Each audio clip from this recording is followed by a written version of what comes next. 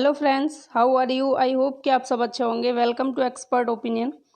Friends, आज की video में हम डिस्कस करेंगे एनवायरनमेंट प्रैक्टिस और प्रीवियस ईयर पेपर के बारे में। इस वीडियो में हम डिस्कस करने वाले हैं। तो सीटेट 2011 का ये प्रीवियस पेपर होगा, जून 2011 का, ये आपको ध्यान रखना है। और इसी सीरीज में हम 2011, 12, 13, 14 जितने भी सीटेट हुए हैं, और एक साल में 2 बार होता है पेपर, तो जहाँ पर 2 बार हुआ होगा उस बार दोनों पेपर्स की बात करेंगे। और अगर साल में 1 बार हुआ, जैसे इस बार कोरोना की वजह से 2019 में 2 बार हो गए, लेकिन अब 20 में एक भी बार नहीं हो पाया, अब 21 में ही होगा डायरेक्ट 2020 का पेपर। तो उस तरीके से जितने भी पेपर्स हैं उन सभी को इस सीरीज में डिस्कस करेंगे। और इस वीडियो में हम जून 2011 के सभी क्वेश्चंस का डिस्कशन करेंगे बेहतर तरीके से। और बात करें पेपर्स की, तो ये प्रीवियस पेपर्स आपको कहीं पर भी मिल जाएंगे, लेकिन बात होती है डिस्कशन की। चीज़ें आपको उस तरीके से यहाँ पर समझाई जाएंगी जिस तरीके से आप, अगर थोड़ा बहुत फेर बदल करके भी आपसे क्वेश्चन पूछा जाए तो आप इजीली आंसर कर देंगे। तो चलिए वीडियो को फिर स्टार्ट करते हैं।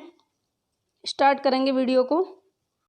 तो ये है फर्स्ट क्वेश्चन, यानी कि 61 से स्टार्ट होते हैं आपके ईवीएस के क्वेश्चन, क्योंकि पहला पोर्शन जो होता है आपका, पहला सब्जेक्ट होता है सीटेट में साइकोलॉजी, सेकंड होता है आपका मैथ, और थर्ड पर होता है आपका ईबीएस, और फोर्थ पर होती है हिंदी, और फिफ्थ पर होता है आपका जो सेकंड लैंग्वेज होती है, या आपने संस्कृत ली हो या आपने जो है इंग्लिश ली हो, इन दोनों में से। तो 61 से ईबीएस के क्वेश्चन से स्टार्ट होते हैं, और 61 से कहाँ तक चलते हैं, तो 90 तक, 90 तक ये क्वेश्चन चलते हैं। तो 61 से 90 तक इनको हम डिस्कस इस वीडियो में करेंगे।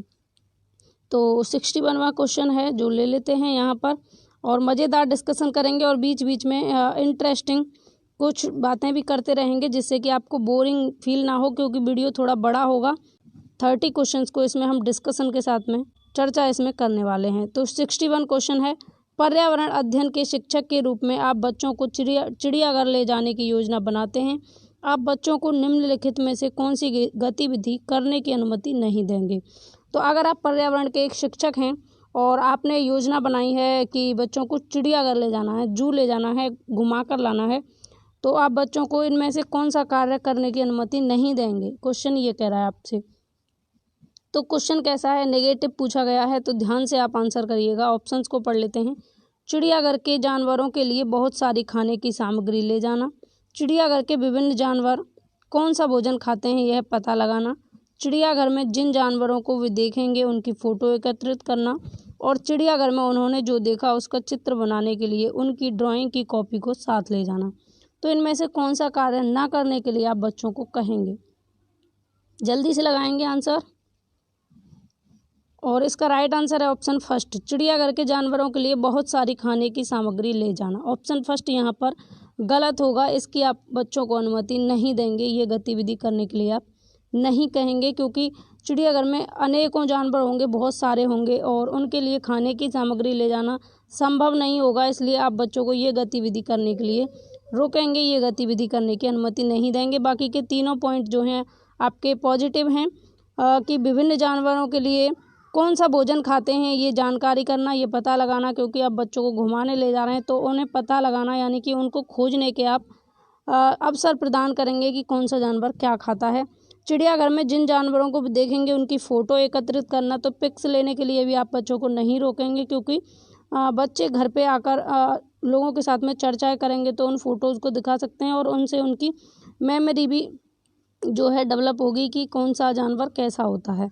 अगला है पॉइंट, चिड़ियाघर में उन्होंने जो देखा उसका चित्र बनाने के लिए उनकी ड्राइंग कॉपी भी साथ ले जाने के लिए, इसके लिए भी आप अनुमति देंगे, क्योंकि ड्राइंग कॉपी साथ ले जाएंगे तो वहाँ पर उनमें बच्चों में हस्तकला का भी विकास होगा, और खुद से करने की एक्टिविटी का भी विकास होगा, और उनका चित्र बनाने के लिए आप उनको नहीं रोकेंगे। तो ये तीनों ऑप्शंस पॉजिटिव थे, जबकि फर्स्ट ऑप्शन नेगेटिव था। आगे बढ़ेंगे। नेक्स्ट है, बीज अंकुरण की अवधारणा को इस तरह सबसे बेहतर तरीके से पढ़ाया जा सकता है। तो बीज के अंकुरण की अवधारणा अगर आपको पढ़ानी है तो इनमें से कौन सा ऑप्शन सबसे ज़्यादा बेहतर होगा, कौन से तरीके से सबसे ज़्यादा बेहतर तरीके से आप बच्चों को पढ़ा सकेंगे।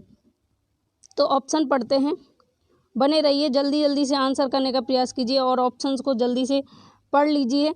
तो बीज बोने अंकुरण के विभिन्न चरणों का अवलोकन करने और उनका चित्र बनाने की गतिविधि को बच्चों को निष्पादित करने के लिए कहना, अंकुरित बीजों की फोटो दिखाना, कक्षा में अंकुरित बीजों को दिखाना और अंकुरण की प्रक्रिया को स्पष्ट करना, बोर्ड पर चित्र बनाते हुए अंकुरण के चरणों को प्रदर्शित करना। तो कौन सा सबसे ज़्यादा बेहतर होगा, कौन सा सबसे ज़्यादा सटीक आंसर होगा, जल्दी से करेंगे। और यहाँ राइट आंसर है इसका ऑप्शन फर्स्ट, बीज बोने अंकुरण के विभिन्न चरणों का अवलोकन करने और उनका चित्र बनाने की गतिविधि को बच्चों को निष्पादित करना।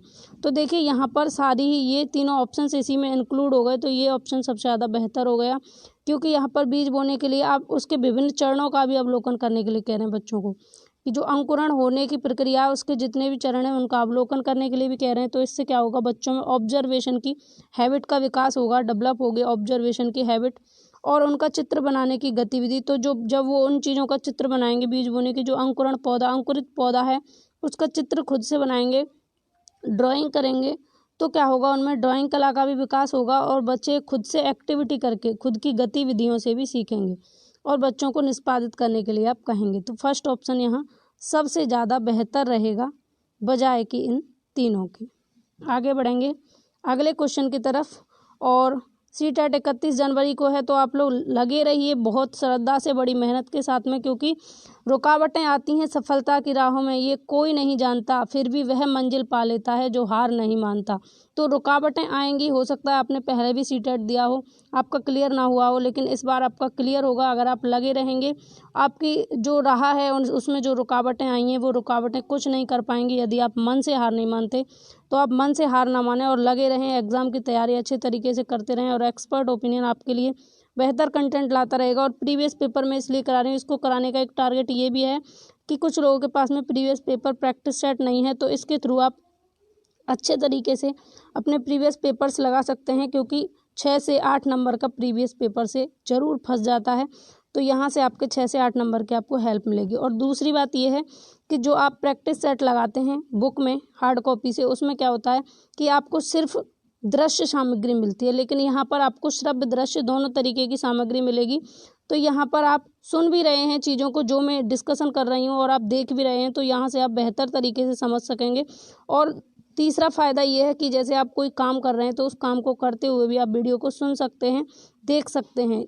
और जो हाउस वाइफ हैं वो घर का काम करते हुए भी देख सकती हैं, कुछ लड़कियां जो बिजी रहती हैं अपने घर के कामों में, कामकाज में, तो उनके लिए भी बहुत हेल्पफुल रहेगी। और थर्ड क्वेश्चन है यानी कि 63 स्टार्ट करेंगे, फिर से वीडियो को पॉइंट पर आते हैं। मीरा और दिव्या छोटी लड़कियां हैं। मीरा समोसे, कटलेट और डबल रोटी खाना पसंद करती है, जबकि दिव्या ऐसा भोजन पसंद करती है जिसमें लौह तत्व की कमी हो। मीरा और दिव्या निम्न में से बीमारियों से क्रमशः कौन सी बीमारी हो सकती है? तो इन बीमारियों में से मीरा और क्या है, दिव्या, इन दोनों को कौन सी बीमारी हो सकती है? क्योंकि एक कैसा खाना पसंद करती है, समोसे, कटलेट, डबल रोटी, और दूसरी ऐसा खाना जिनमें लौह तत्व की कमी हो। तो लौह तत्व की कमी से कौन सा रोग होता है? अगर आपको ये पता होगा तो आप यहाँ पर सही आंसर कर देंगे। लौह तत्व की कमी से हमेशा एनीमिया होगा, और समोसे, कटलेट, डबल रोटी ऐसी चीज़ें खाने से क्या बढ़ेगा? मोटापा।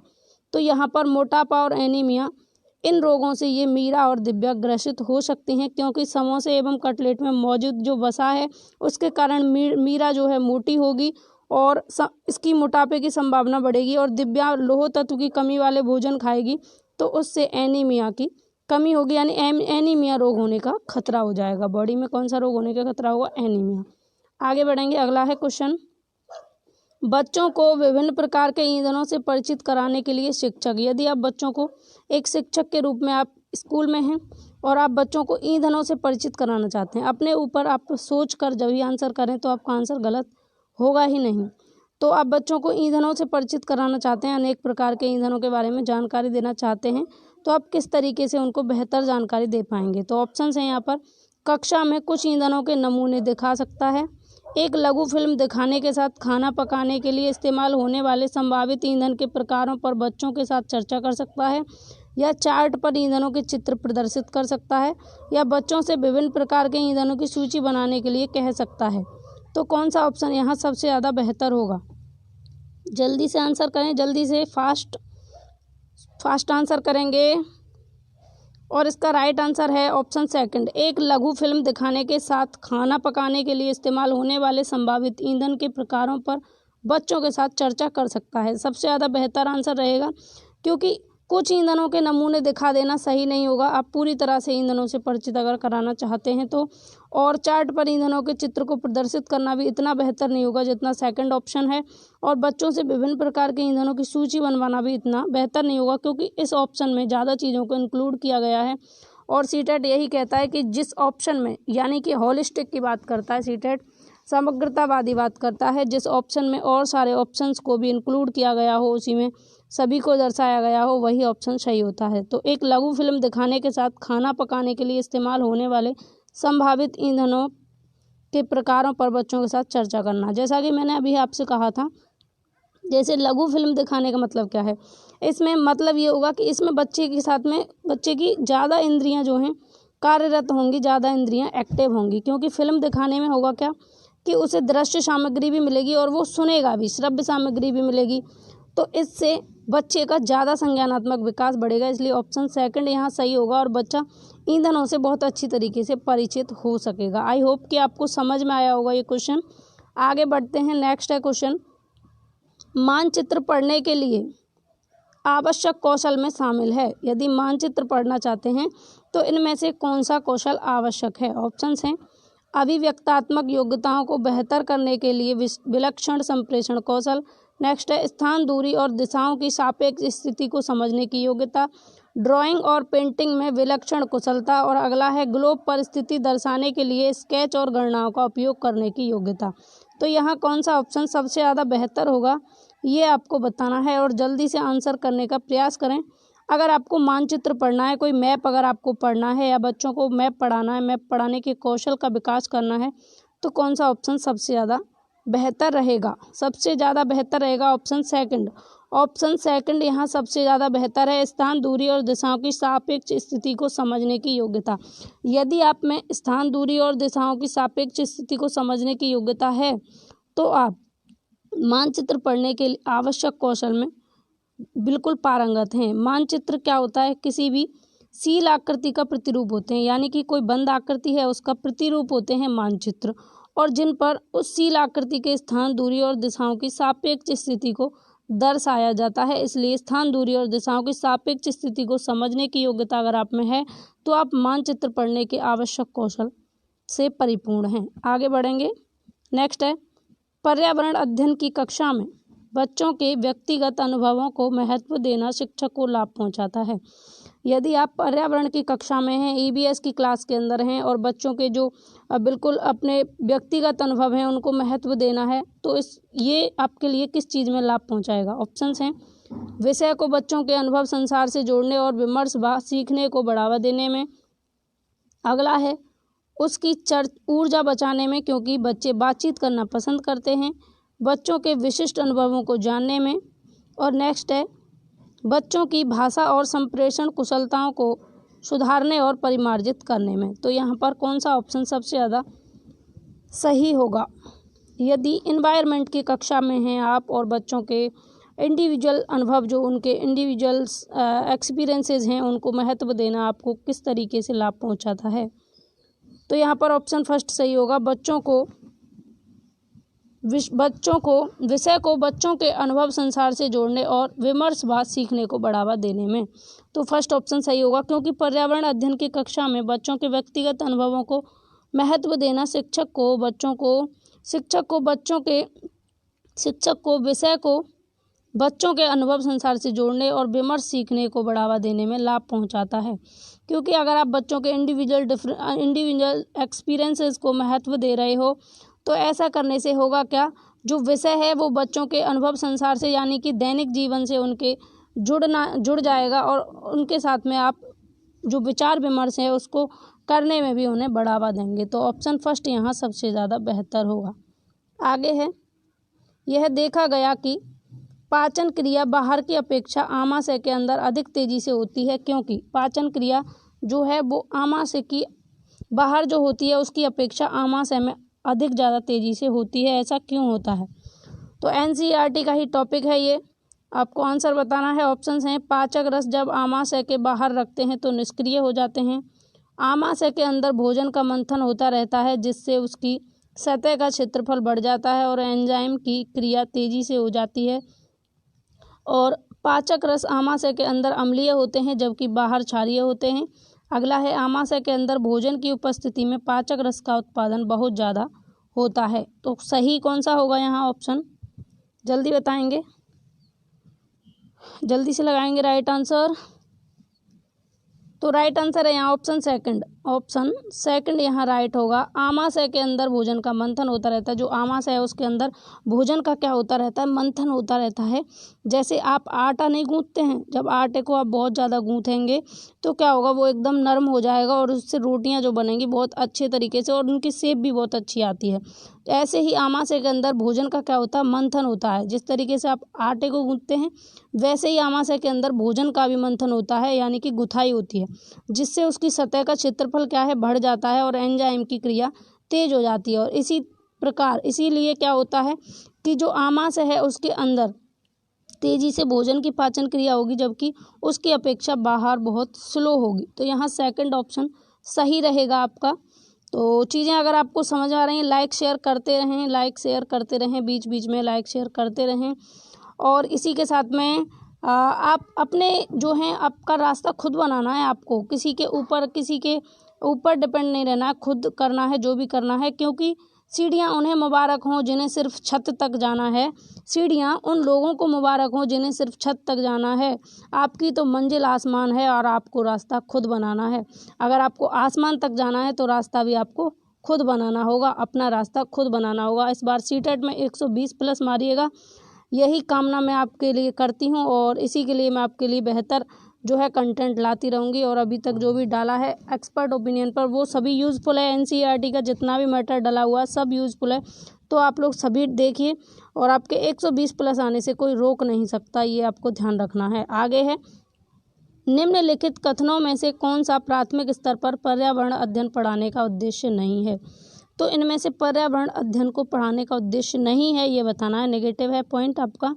तो ऑप्शन हैं, बच्चों पर आकलन के लिए शब्दावली और परिभाषाओं का बोझ डालना, जीवन और पर्यावरण से सरोकार रखने वाले मूल्यों को आत्मसात करना, प्राकृतिक व सामाजिक वातावरण के बारे में उत्सुकता जगाना, बच्चों को खोजने की क्रियाओं में लगाना तथा व्यावहारिक क्रियाएं करवाना जो संज्ञानात्मक और मनश्चालक कौशलों के विकास में सहायक होती हैं। तो यहाँ पर कौन सा ऑप्शन सबसे ज़्यादा बेहतर होगा प्राथमिक स्तर पर पर्यावरण अध्ययन पढ़ाने के उद्देश्य में, जो नहीं होगा ये बताना है। तो नहीं के क्षेत्र में कौन सा होगा सबसे ज़्यादा सही, जल्दी लगाएंगे।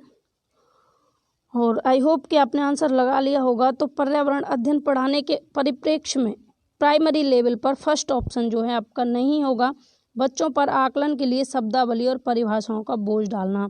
जहाँ परिभाषाओं का बोझ डालने की बात हो, जहाँ रट्टा लगाने की बात हो, जहाँ शब्दावली की बात हो, इस तरीके की अगर अभ्यास की बात हो, ज़्यादा अभ्यास कराना, ज़्यादा अनुशासन में रखना, ये सब नेगेटिव पॉइंट हैं। और जब आपका क्वेश्चन नेगेटिव होगा तो ये सही हो जाएंगे। और जहाँ आपसे एक गलत पूछेगा यानी कि कौन सा सही नहीं है, तब भी आपके यही सही होंगे। तो यहाँ ऑप्शन फर्स्ट सही होगा, क्योंकि परिभाषाओं का बोझ डालना प्राइमरी लेवल पर कोई भी उद्देश्य नहीं होता है पढ़ाने का।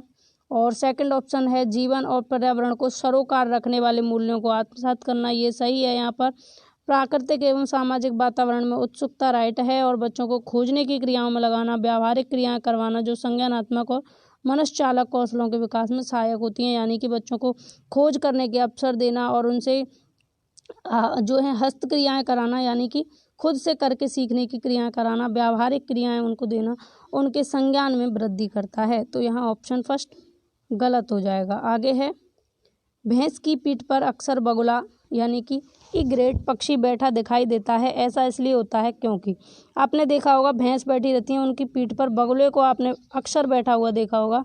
इसका रीज़न क्या है, क्यों है ऐसा होता है? ऑप्शंस हैं, इनको देख लेते हैं एक बार।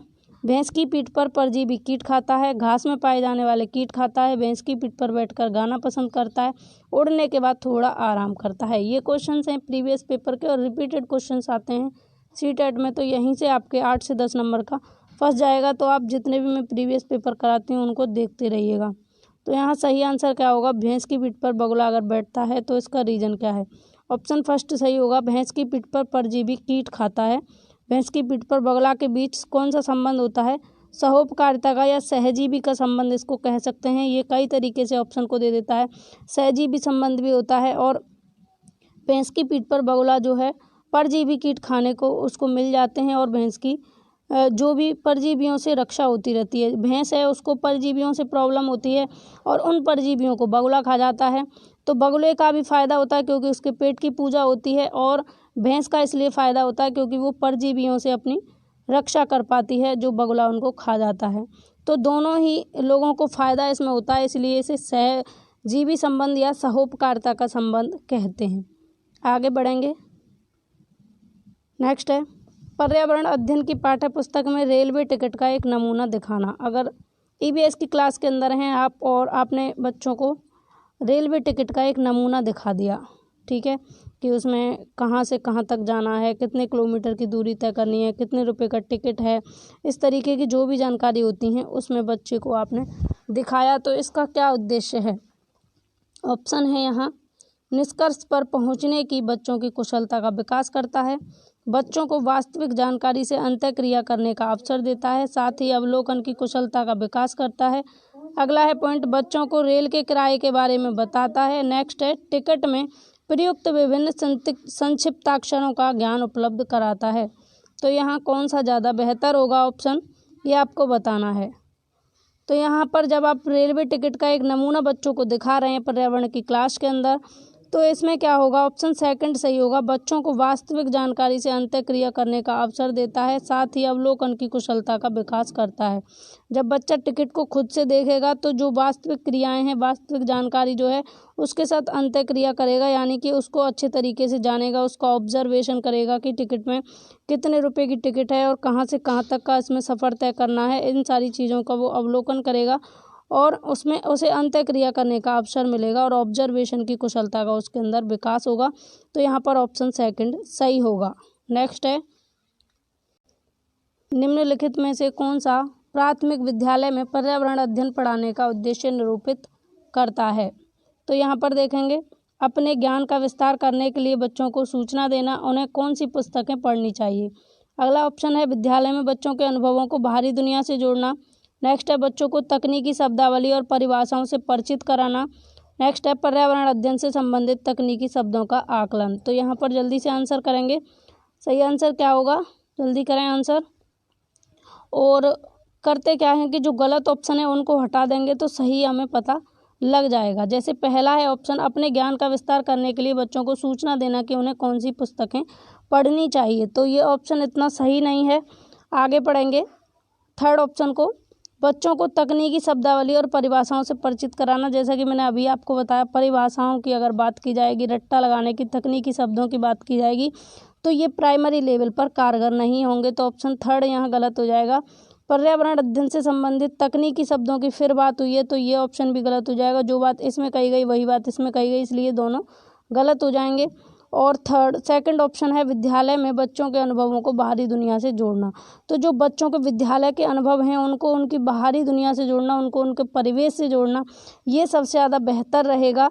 तो यहाँ ऑप्शन सेकंड सही होगा यहाँ पर, और पहला, तीसरा और चौथा ये ऑप्शन गलत हो जाएंगे और सेकंड ऑप्शन आपका सही हो जाएगा, विद्यालय में बच्चों के अनुभवों को बाहरी दुनिया से जोड़ना। आगे बढ़ेंगे अगले क्वेश्चन की तरफ। दत्त कार्य के संबंध में निम्नलिखित में से कौन सा कथन सही है? अगर आप दत्त कार्य दे रहे हैं बच्चों को तो उसके संबंध में कौन सा सही होगा? दत्त कार्य बच्चों को सूचना खोजने, अपने विचारों का निर्माण करने और उन्हें उच्चारित करने का अवसर प्रदान करता है। दत्त कार्य अभिभावकों, भाइयों या बहनों द्वारा अपनी क्षमता के अनुसार किया जा सकता है। नेक्स्ट है प्रतिदिन विविधता और अभ्यास कराने के लिए कक्षा कार्य और फिर गृह कार्य के रूप में दत्त कार्य देने की आवश्यकता है। नेक्स्ट है दत्त कार्य आकलन का एकमात्र तरीका है। तो यहाँ कौन सा ऑप्शन सही होगा? देखिए, दत्त कार्य आकलन का एक तरीका है, सिर्फ एकमात्र तरीका है, ये ऑप्शन तो बिल्कुल गलत हो जाएगा। दत्त कार्य प्रतिदिन विविधता और अभ्यास कराने के लिए कक्ष और फिर गृह कार्य के रूप में दत्त कार्य देने की आवश्यकता है। तो ये ऑप्शन क्या लग रहा है आपको? ये इसको अभी रखे रहने देते हैं, आगे पढ़ते हैं। दत्त कार्य अभिभावकों, भाइयों या और बहनों द्वारा अपनी क्षमता और कार्य के अनुसार दिया जा सकता है। ये ऑप्शन भी इतना ठीक नहीं है। दत्त कार्य बच्चों को सूचना खोजने, अपने विचारों को निर्माण करने और उन्हें उच्चारित करने का अवसर प्रदान करता है। तो ये ज़्यादा बेहतर लग रहा है बजाय कि इन तीनों के। तो थर्ड ऑप्शन को भी हम कट कर देंगे।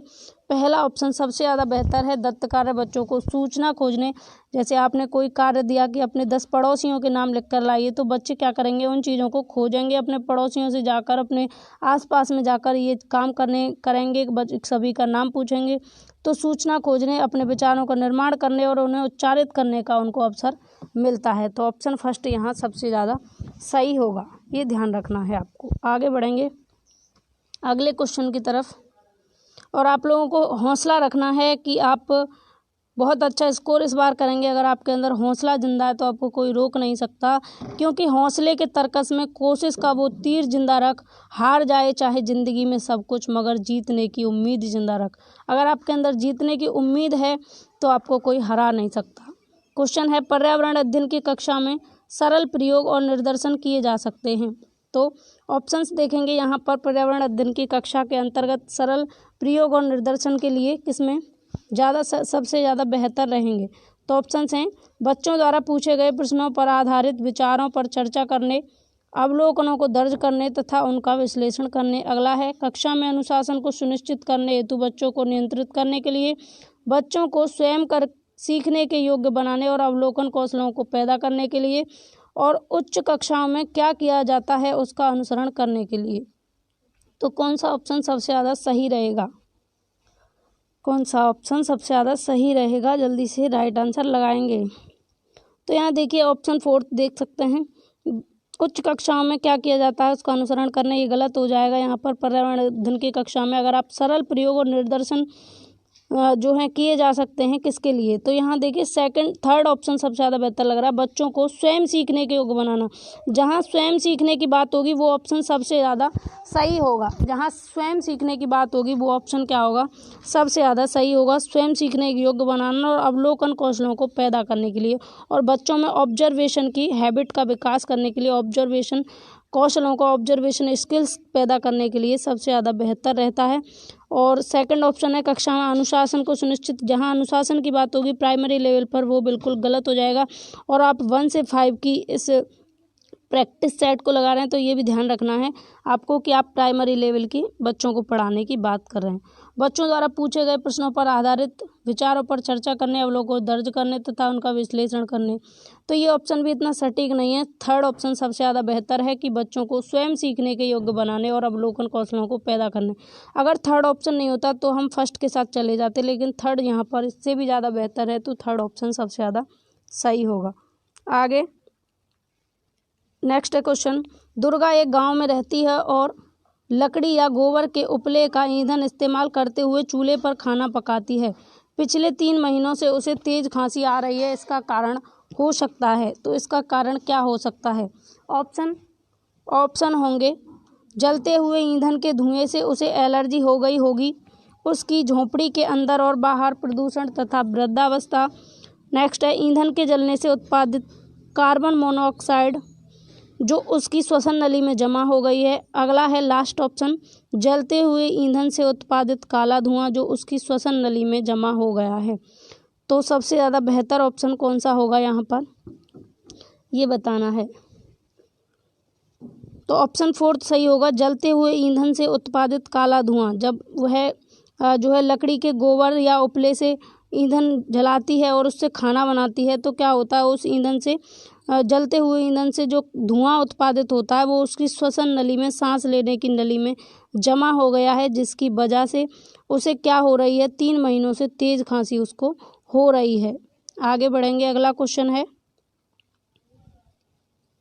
दोपहर के भोजन अवकाश के बाद पर्यावरण अध्ययन पढ़ाते समय आप यह पाते हैं कि बच्चे पाठ में रुचि नहीं ले रहे हैं, तो आप क्या करेंगे? अक्सर ये देखा जाता है कि जब लंच हो जाता है बच्चों का, यानी मिड डे मील आता है, उसके बाद बच्चे जब भोजन कर लेते हैं, भोजन करने के बाद लंच के बाद, उस अवकाश के बाद, दोपहर के अवकाश के बाद बच्चों को जब क्लास के अंदर ले जाया जाता है तो बच्चे बोरिंग फील करते हैं, यानी कि पढ़ने में उतनी रुचि नहीं लेते जो लंच से पहले उन्होंने ली थी। तो ऐसी स्थिति में आप क्या करेंगे, ये आपको बताना है। ऑप्शंस हैं आपके सामने, बच्चों को बाहर मैदान में खेलने के लिए ले जाएंगे। अगला है ऑप्शन, बच्चों से कहेंगे कि वे डेस्क पर सिर रखकर आराम करें, बच्चों से कहेंगे कि वे डेस्क पर सिर रखकर आराम करें। या फिर पाठ को रोचक बनाने के लिए बहुआयामी बुद्धि पर आधारित दृश्य श्रव्य सामग्रियों का प्रयोग करेंगे, या प्रकरण को तुरंत बदल देंगे। तो कौन सा ऑप्शन यहाँ सबसे ज़्यादा सही होगा ये आपको बताना है। तो देखिए ऑप्शन थर्ड यहाँ सबसे ज़्यादा बेहतर होगा। पाठ को रोचक बनाने के लिए बहुआयामी बुद्धि पर आधारित दृश्य श्रव्य सामग्रियों का प्रयोग करेंगे। और ऑप्शंस को भी देख लेते हैं। तो देखिए फोर्थ ऑप्शन है प्रकरण को तुरंत बदल देंगे। ये सही नहीं होगा, क्योंकि प्रकरण को बदल देना इस समस्या का समाधान नहीं है, क्योंकि ऐसा बच्चों के साथ में रोज़ होगा तो आप डेली प्रकरण को बदलेंगे, ये सही नहीं रहेगा। आगे है बच्चों को, सेकंड ऑप्शन को देखिए, बच्चों से कहेंगे कि वे डेस्क पर सिर रखकर आराम करें। आहा, तो ऐसा आप कब तक कहते रहेंगे कि बच्चे आप सिर रखकर आराम कर लो, डेस्क पर सिर रखो और आराम से आराम करते रहो, ये ऐसा सही नहीं रहेगा एक क्लास के अंदर। अगर आप एक शिक्षक हैं, क्योंकि आपको सिलेबस को भी कंप्लीट कराना है और बच्चों को जो जानकारी आप देना चाहते हैं वो देनी भी है, तो आप उनको आराम करने के लिए नहीं कहेंगे, वो भी सर रखकर डेस्क पर, ये बिल्कुल गलत हो जाएगा।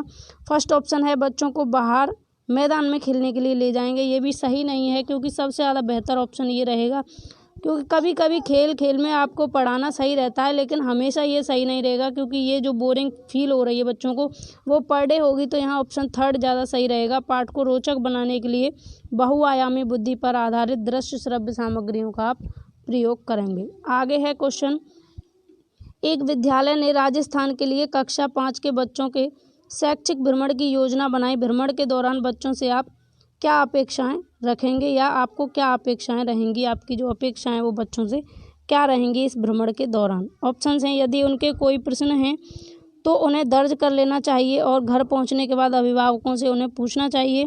अगला है, चीज़ों के बारे में बिना कोई प्रश्न पूछे सभी का अवलोकन करना चाहिए। नेक्स्ट है ऑप्शन, उन्हें आनंद उठाना चाहिए। और नेक्स्ट लास्ट, उन्हें ध्यान से अवलोकन करना चाहिए, टिप्पणियां दर्ज करनी चाहिए और बाकी बच्चों तथा शिक्षक के साथ में अपने अवलोकनों को बांटना चाहिए। तो 76 नंबर क्वेश्चन का सही आंसर लगाएंगे जल्दी से। ऑप्शंस हैं आपके सामने। और प्रीवियस पेपर में अगर आपका स्कोर 25 प्लस रहता है तो आपका स्कोर बहुत अच्छा चल रहा है, तो आप अपना स्कोर ज़रूर लगाते रहें कि आपके इन 30 में से कितने ठीक होते हैं, आउट ऑफ 30 आप कितने ठीक कर पाते हैं, ये आपका स्कोर आपको पता रहना चाहिए। तो जल्दी से आंसर करेंगे, क्या होगा इसका राइट आंसर। और इसका सबसे ज़्यादा बेहतर ऑप्शन सही होगा ऑप्शन फोर्थ, उन्हें ध्यान से अवलोकन करना चाहिए, टिप्पणियां दर्ज करनी चाहिए और बाकी बच्चों तथा शिक्षकों के साथ अपने जो अवलोकन हैं उनको बांटना चाहिए। यदि आप कोई भी विद्यालय के अंदर हैं और कक्षा 5 के बच्चों को शैक्षिक भ्रमण की योजना बना रहे हैं, तो भ्रमण के दौरान आप बच्चों से अपेक्षाएं रखेंगे कि उन्हें ध्यान से कोई भी चीज़ का अवलोकन करें, वे टिप्पणियां दर्ज करें और बाकी बच्चों तथा शिक्षकों के साथ में उनके जो अवलोकन हैं उनको शेयर करें। आगे है, रीना अपने घर का कूड़ा नीचे दर्शाए गए तरीके से 2 ढेरियों में अलग अलग करती है। रीना नाम की कोई लड़की है और अपने घर के कचड़े को वो 2 ढेरियों में अलग अलग रखती है। यहाँ पर 2 ढेरियाँ लगी हुई हैं, इस तरीके से रखती है। एक में केले का छिलका, सब्जियों के छिलके, सूखी पत्तियाँ और अखबार, और दूसरे में रखती है जैम की बोतल, सॉस की बोतल, उपयोग में लाई गई टूथपेस्ट ट्यूब, प्लास्टिक के खिलौने। तो इसका क्या कारण हो सकता है। रीना ने 2 ढेरियों में कूड़ा जो है निम्न आधार पर अलग किया है। तो कौन से आधार पर उसने अलग किया है, किस बेस पर इनको अलग किया है, ये आपको बताना है। तो यहाँ ऑप्शन हैं, घरेलू कचरा, औद्योगिक कचरा, दुर्गंध है, दुर्गंध रहित है, अपघटित होने वाले, अपघटित नहीं होने वाले, पुनः चक्रण किया जा सकता, पुनः चक्रण नहीं किया जा सकता। तो जल्दी लगाएंगे आंसर, क्या होगा, जल्दी से आंसर करेंगे इस क्वेश्चन का, क्या हो सकता है इसका आंसर। तो इस क्वेश्चन का ऑप्शन थर्ड सबसे ज़्यादा बेहतर रहेगा, अपघटित होने वाले और अपघटित नहीं होने वाले, क्योंकि फलों एवं सब्जियों के छिलके जो हैं, सूखी पत्तियां हैं, अखबार हैं, ये अपघटित होने वाले पदार्थ हैं, अपघटित किया जा सकता है इनको, जबकि शीशे की बोतल, प्लास्टिक इत्यादि अपघटित नहीं होने वाले पदार्थ के अंतर्गत आते हैं। इसलिए इन दोनों चीज़ों को उसने किस बेस पर अलग किया है, अपघटित होने वाले और अपघटित नहीं होने वाले। और यहीं पर क्वेश्चन को घुमाकर भी आपसे पूछ सकता है, पुनः चक्रण और पुनः चक्रण नहीं किए जाने वाले। तो जो ढेरियाँ बनाई हुई हैं उनमें जो आपका कचरा है उसकी क्वालिटी को आप देखिएगा कि कचरा किस क्वालिटी का है, उसके अकॉर्डिंग ही आप आंसर करिएगा। अगला क्वेश्चन है, किसके नेतृत्व में चिपको आंदोलन को बल मिला। तो यहाँ ऑप्शन है, A.K. बनर्जी, सुंदरलाल बहुगुणा, अमृता देवी बिश्नोई या मेधा पाटकर। तो किसके नेतृत्व में किसने नेतृत्व किया था चिपको आंदोलन का, ये आपको बताना है। तो यहाँ पर राइट आंसर होगा सुंदरलाल बहुगुणा। सुंदरलाल बहुगुणा के नेतृत्व में चिपको आंदोलन को बल मिला था। चिपको आंदोलन का संबंध किससे है, तो वन संरक्षण से है इसका संबंध। वनों के संरक्षण के लिए ये आंदोलन चलाया गया था, चिपको आंदोलन, और इसका नेतृत्व किया था सुंदरलाल बहुगुणा ने। और सुंदरलाल बहुगुणा ने ही इस आंदोलन की शुरुआत भी की थी। तो यहाँ पर ऑप्शन सेकंड सबसे ज़्यादा सही होगा। आगे है क्वेश्चन, विटामिन्स ऐसे पदार्थ हैं जो हीनताजन्य रोगों से बचाव के लिए थोड़ी मात्रा में आवश्यक हैं। यानी कि विटामिन्स के बारे में बताना है, विटामिन्स क्या हैं। तो हीनताजन्य रोगों से बचाव के लिए थोड़ी मात्रा में आवश्यक हैं, या फिर हमारी उपापचय दर बढ़ाकर भार में कमी लाते हैं, या स्वस्थ रहने के लिए दवाई के रूप में लिए जाते हैं, या पेशियों का विकास करके हमें ताकतवर बनाते हैं। तो विटामिन्स के लिए कौन सा यहाँ पर सही होगा, विटामिन्स का यूज क्या है। तो विटामिन्स क्या होते हैं, हमारे शरीर को रोगों से बचाते हैं, रोग प्रतिरोधक क्षमता को बढ़ाते हैं। तो यहाँ कौन सा ऑप्शन ये कह रहा है कि विटामिन रोगों से आपका बचाव करते हैं, तो ऑप्शन फर्स्ट सही होगा।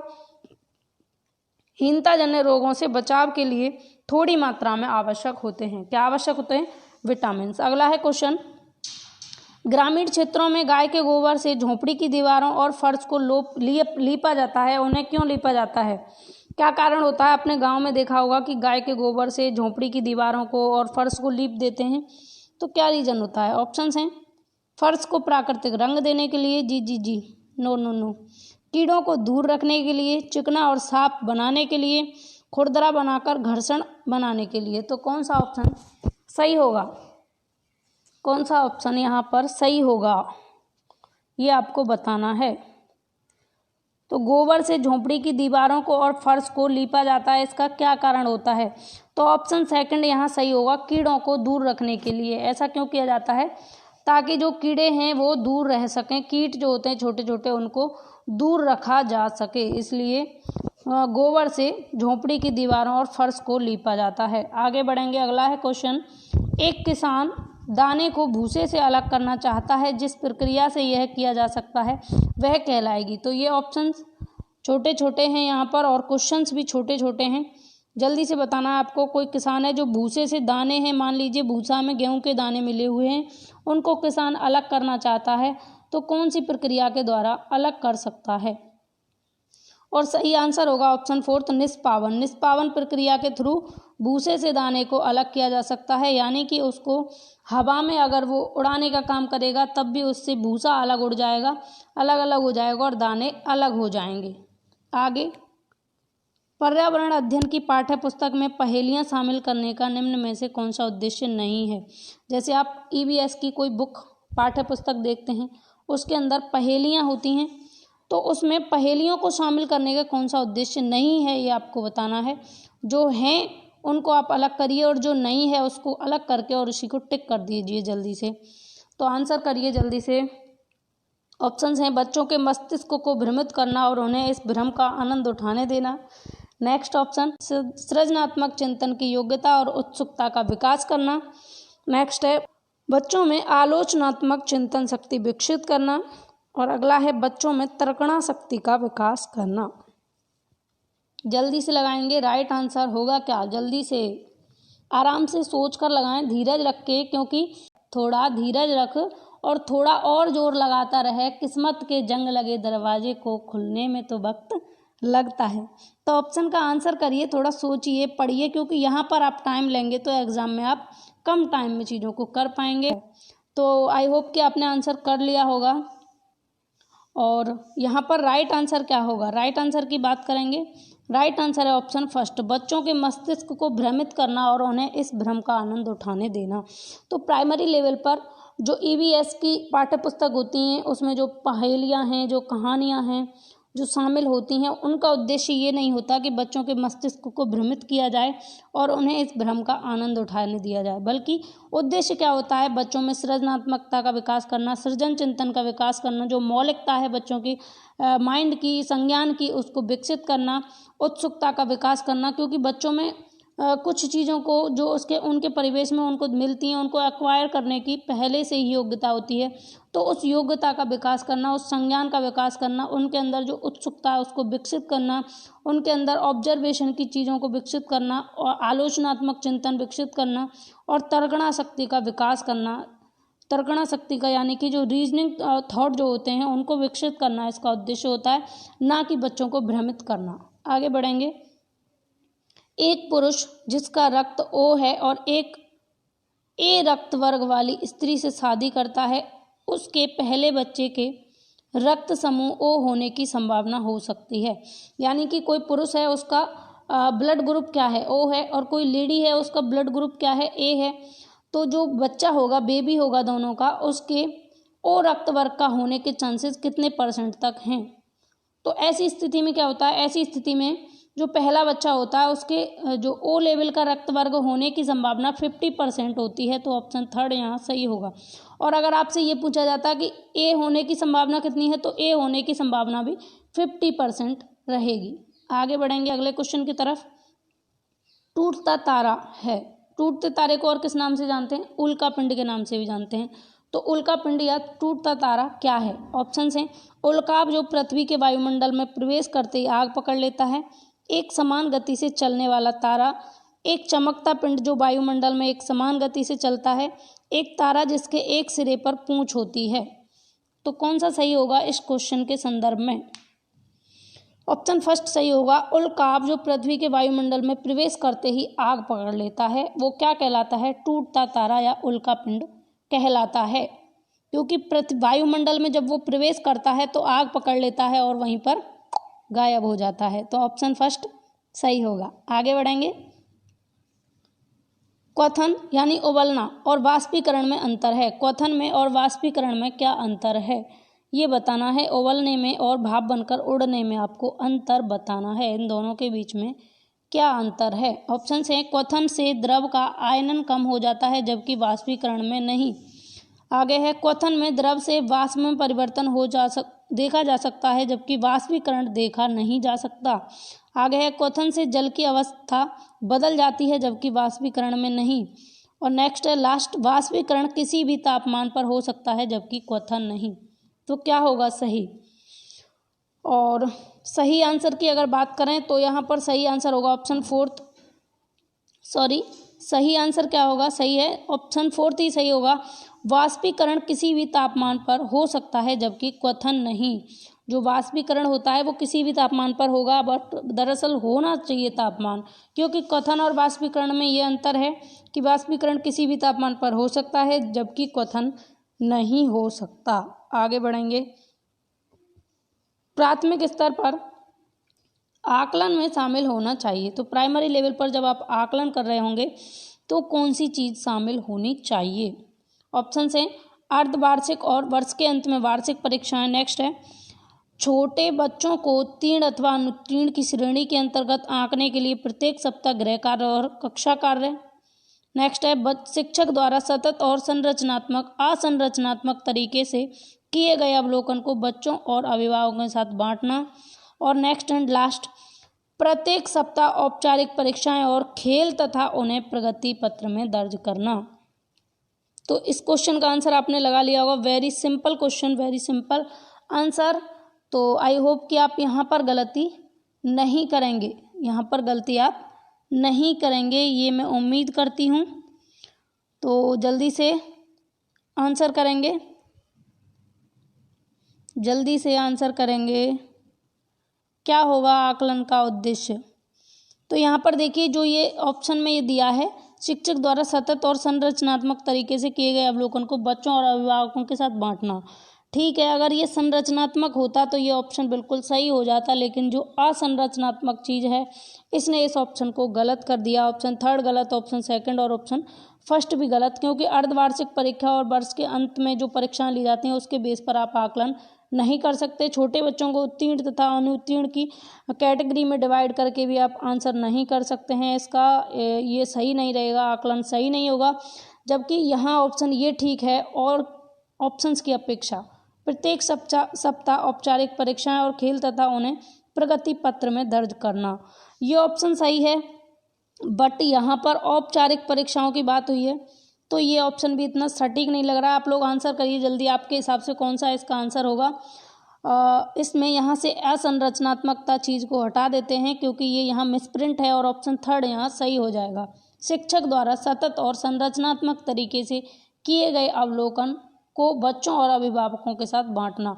जो शिक्षक ने सतत और संरचनात्मक तरीके से बच्चों का ऑब्जर्वेशन किया है उसको बच्चों के साथ में और उनके बच्चों के अभिभावकों के साथ में, पेरेंट्स के साथ में बांटना आकलन में शामिल हो सकता है प्राइमरी लेवल पर, क्योंकि औपचारिक परीक्षाएं भी आकलन का एक तरीका नहीं होंगी। अगर यहाँ अनौपचारिक की बात होती तो सही रहता, तो यहाँ ये मिसप्रिंट है इसलिए ऑप्शन थर्ड को यहाँ आप सही करेंगे। आगे बढ़ेंगे अगले क्वेश्चन की तरफ। नींबू साधारण पानी में डूब जाता है जबकि नमकीन पानी में तैरता रहता है, क्योंकि ऐसा क्यों होता है कि नींबू साधारण पानी में डूब जाता है लेकिन नमकीन पानी में तैरता रहता है। ऑप्शंस हैं, नींबू का घनत्व नमकीन पानी में अधिक हो जाता है, नींबू का घनत्व नमकीन पानी से कम हो जाता है, नमकीन पानी में कम हो जाता है, या नमकीन पानी का घनत्व साधारण पानी के घनत्व से अधिक होता है, या साधारण पानी का घनत्व नमकीन पानी के घनत्व से अधिक होता है। अब जल्दी जल्दी से फिनिश कर लेते हैं इन क्वेश्चंस को, बस 4-5 क्वेश्चंस और हैं, इनको जल्दी से फिनिश कर लेते हैं और वीडियो को ख़त्म करते हैं क्योंकि वीडियो बहुत लंबा हो जाएगा। और तो आंसर कर लेंगे आप जल्दी से। उम्मीद है कि आपने आंसर भी कर लिया होगा और राइट आंसर है इसका ऑप्शन थर्ड, नमकीन पानी का घनत्व साधारण पानी के घनत्व से अधिक हो जाता है क्योंकि नींबू साधारण पानी में डूब जाता है लेकिन नमकीन पानी में तैरता रहता है। इसका यही रीज़न है कि नमकीन पानी का घनत्व साधारण पानी के घनत्व से अधिक होता है, ऑप्शन थर्ड। नेक्स्ट, पके हुए चावल रेफ्रिजरेटर में अपेक्षाकृत लंबे समय तक परिरक्षित किए जा सकते हैं क्योंकि पके हुए चावल हैं और अगर आप उनको फ्रीज कर देते हैं तो लंबे समय तक आप उनको रख सकते हैं। इसका रीज़न क्या है? ऑप्शंस हैं, कम तापमान पर भोजन का नमी तत्व घट जाता है, रेफ्रिजरेटर में कुछ ऐसे रसायन होते हैं जो रोगाणुओं को नष्ट कर देते हैं, या कम तापमान पर रोगाणु निष्क्रिय हो जाते हैं, या रोगाणु कम तापमान पर नष्ट हो जाते हैं। तो कौन सा सही होगा? जल्दी आंसर करें, क्या होगा सही आंसर? जल्दी करें क्योंकि आए हो निभाने को जब किरदार जमी पर कुछ ऐसा कर चलो कि जमाना मिसाल दे। अगर आपको कुछ ऐसा करना है कि जमाना आप पर मिसाल दे तो आपको करना क्या है कि कुछ ऐसा करना है, कुछ अलग करना है लोगों से जिससे कि ज़माना आपको मिसाल दे, किरदार अपना इस तरीके से निभा कर जाएँ, कुछ अपना नाम करके जाएँ। मान लीजिए आप प्राइमरी लेवल पर टीचर भी बन जाते हैं, उसके बाद भी अगर आप एक अच्छे शिक्षक नहीं बन पाते, बच्चों के मन को जीतने वाले शिक्षक नहीं बन पाते, अपने समाज को जीतने वाले शिक्षक अगर नहीं बन पाते तो आपका शिक्षक बनना बेअर्थ है। इसलिए आप कुछ ऐसा करके जाएँ, अगर आप शिक्षक लाइन में हैं तो भी आप ऐसे शिक्षक बने जिससे लोग आपको बाद में भी याद करें, आपका रिटायरमेंट हो जाए तब भी याद करें, आप इस दुनिया को छोड़कर भी चले जाएं तब भी लोग आपको याद करें। इसलिए ऐसा करके जाना है आपको जिससे ज़माना मिसाल दे। तो यहाँ पर ऑप्शन थर्ड सही होगा। पके हुए चावल रेफ्रिजरेटर में अपेक्षाकृत लंबे समय तक रह सकते हैं क्योंकि कम तापमान पर रोगाणु निष्क्रिय हो जाते हैं। जब तापमान को कम कर दिया जाता है तो रोगाणुओं की जो है सक्रियता कम हो जाती है। इसलिए पके हुए चावल रेफ्रिजरेटर में अपेक्षाकृत लंबे समय तक परिरक्षित किए जा सकते हैं।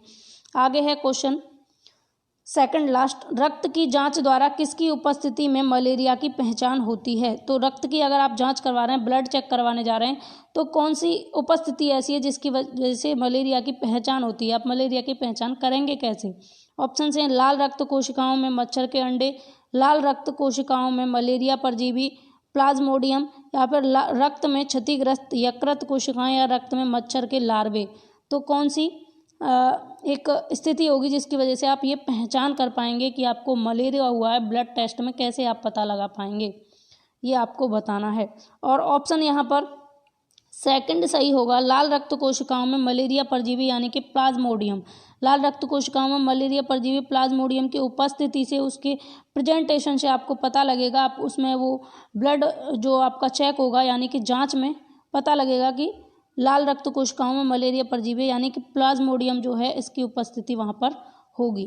आगे है नेक्स्ट लास्ट क्वेश्चन, पर्यावरण अध्ययन की कक्षा में अवधारणा को स्पष्ट करने के लिए कविताओं और कहानी कथन का प्रयोग करना। अगर प्राइमरी लेवल पर आप पर्यावरण पढ़ा रहे हैं, एविएशन अध्ययन की क्लास चला रहे हैं, तो अवधारणा को स्पष्ट करने के लिए कविता और कहानी कथन का प्रयोग होगा।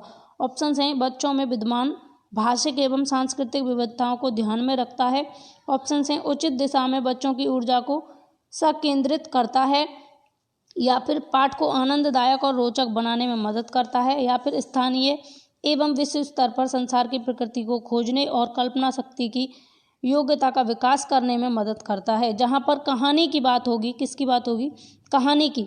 और कहानी के साथ अगर कल्पना शक्ति की बात आ जाए तो उस क्वेश्चन को, उस ऑप्शन को आप आंख बंद करके टिक कर देंगे, आपका सही हो जाएगा। ये मैं आपसे कह रही हूँ, क्योंकि कविताएं और कहानियाँ सबसे ज़्यादा किस में यूजफुल होती हैं? बच्चों की कल्पना शक्ति को विकसित करने के लिए होगा। तो ऑप्शन 4 यहाँ पर सही होगा, बिल्कुल राइट होगा। और फ्रेंड्स, आपको ये वीडियो कैसी लगी ये ज़रूर बताएंगे आप कमेंट करके, क्योंकि आपको यहाँ इसके थ्रू खुद से करने की हैबिट होगी, खुद चीज़ों को समझेंगे। इसको समझने के बाद में विचार करना, कुछ क्वेश्चंस ऐसे हों जो आपको अगर ऐसा लगा हो कि इसमें इनमें कुछ कन्फ्यूजन है, तो आप हमें कमेंट करके ज़रूर बताएं। अगर पाना है मंजिल तो अपना रहनुमा खुद बनो। अगर आपको पानी है मंजिल तो अपना रहनुमा आपको खुद बनना होगा। अक्सर भटक जाते हैं जिन्हें सहारा मिल जाता है। तो सहारे की तलाश ना करें, अपना रहनुमा खुद बने और बने रहें एक्सपर्ट ओपिनियन के साथ में। Expert opinion by Bhavna Saini. Like share subscribe करते रहिए, और आपको हमें अगर फॉलो करना फेसबुक, टेलीग्राम, इंस्टाग्राम, ट्विटर पर भी फॉलो कर सकते हैं। इस वीडियो में बस इतना ही। मिलेंगे नेक्स्ट वीडियो में। Take care. राधे राधे।